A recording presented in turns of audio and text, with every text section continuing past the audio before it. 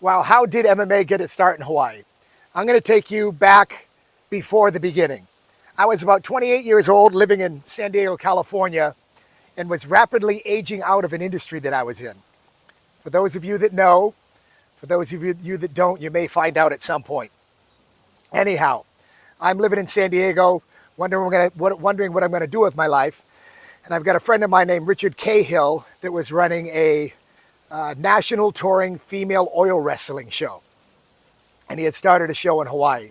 And he came to me, he says, TJ, I've got an opportunity for you. Would you be interested in running my show for me in Hawaii for 6 months, starting next week? He said, you'll have to MC the show. I'll pay you $75 a night.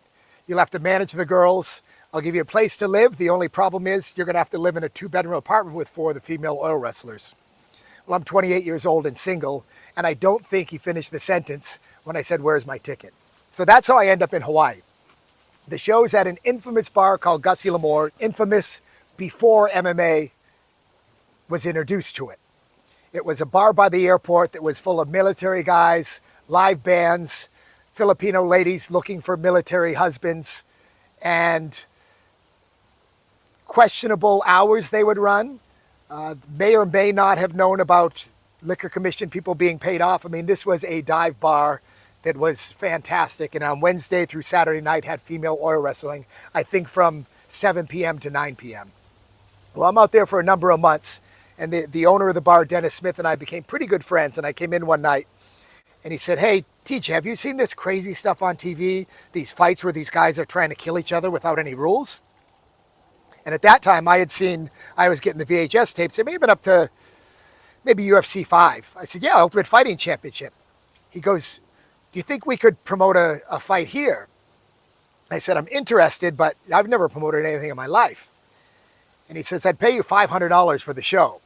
At that time, $500 may have been $500,000. I said, Dennis, absolutely, let's do this. So we kind of hatched a cockamamie plan, part of which was to put advertisements in the 2 Honolulu newspapers with fighters wanted. And back then, you could buy a telephone number that went straight to voicemail and check that voicemail from another telephone number. So I go ahead and I put an ad in the paper, fighters wanted, and a few days later, I come to the bar to work. He says, how's the response? I said, Dennis, the response was incredible. We had 67 people call in and say they want to fight. But there's an issue. He said, what's the issue? I go, I think we're being fucked with. He says, why? I said, of the 67 calls, about 40 of them had chickens in the background. I think it's the same person calling over and over. He looks at me and laughs. For those that don't know, the fighting culture part of Hawaii, Waianae, Waipahu, there are chickens everywhere. So in the end, we're off to a fantastic start. So we get 12 or 14 people to show up at this first, basically a rules meeting. But I'm not sure why we call it a rules meeting because there really weren't any rules. At the time, it was a no time limit fight, no gloves at the time, headbutts were allowed, groin strikes were allowed. The only thing you couldn't do is eye gouge. So we let these people know that and say, someone says, what are we getting paid for this? I said, if you win your first fight, you get $100. If you win your second fight, you get an additional $300. And if you win the main event, if you win the finale, you get $500. So $900 goes to the winner. By the time that meeting was done, lay down, John. By the time that meeting was done, we were down to our 8 fighters.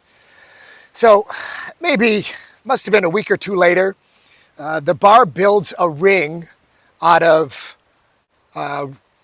railroad cable and plywood and steel girders.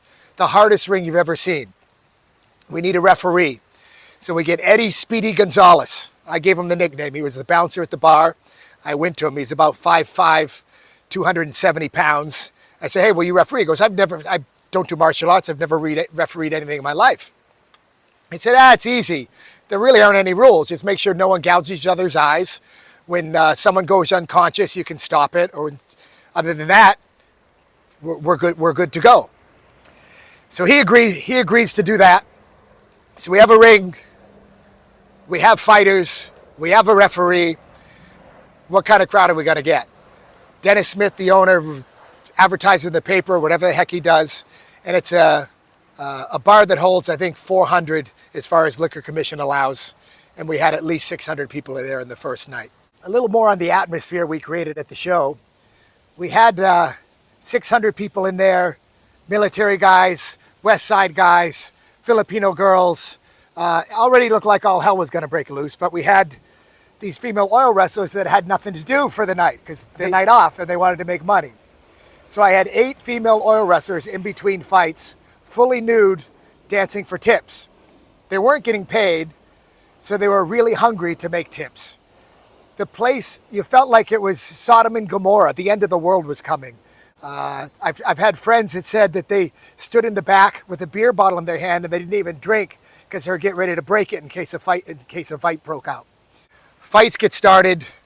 There's one name I can remember from the very first fight that happened in Hawaii. His name is Kavika Pa'alui. Those old school MMA fans maybe remember him from winning a bunch of Super Brawl fights and also knocking out Bobby Southworth from AKA. He was an absolute killer. High school wrestler, boxer, one of the first guys to do jiu-jitsu in Hawaii. The reason I remember his name is because he won the tournament, of course. Not without a story. I believe he was in the 3rd fight of the night, and I was doing the ring announcing at the time. I introduced his opponent, Joe Schmo, and then I introduce him, and nobody comes out. At some point, one of his friends or cornermen comes up to the ring and goes, "He's going to be right out. He's puking in the back from nerves, but he's going to fight." So here he comes, wiping his mouth off, comes to the ring, dominates all 3 fights. He's the first winner of Future Brawl, is what it was called at the time, at Gussie L'Amour's. And that is the beginning of MMA in Hawaii. Now, there are a lot more stories from the very beginning back there. We did, I believe, 6 or 7 shows at Gussie L'Amour's. I'm going to tell you some fantastic stories about those. But again, if this sparked any memories, if you were at Gussie L'Amour's, if you know anyone that was at Gussie L'Amour's, please comment below. Love to see your questions and love to put any questions and memories you have in future episodes. Thanks again. I'm TJ Thompson.